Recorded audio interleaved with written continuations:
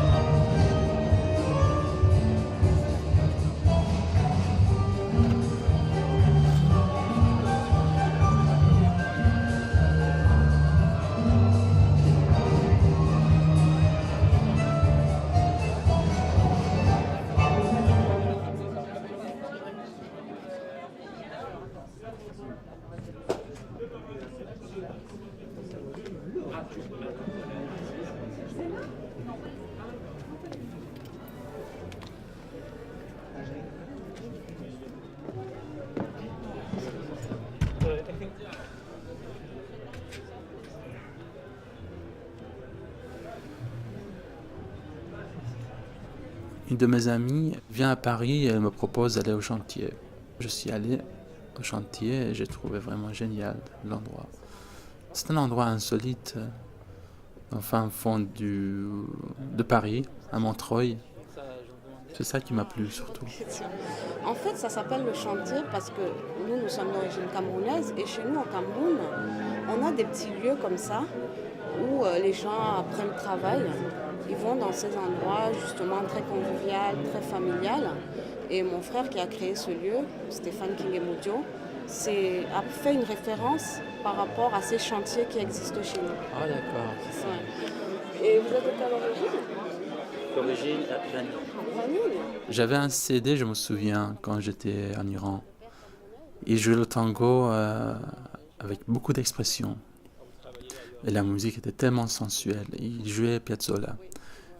Et ça m'a touché beaucoup. Et je me souviens, j'écoutais ce CD-là presque tous les jours. Tous les jours. On est un peu comme une sorte de petite famille ici. Tout le monde se connaît.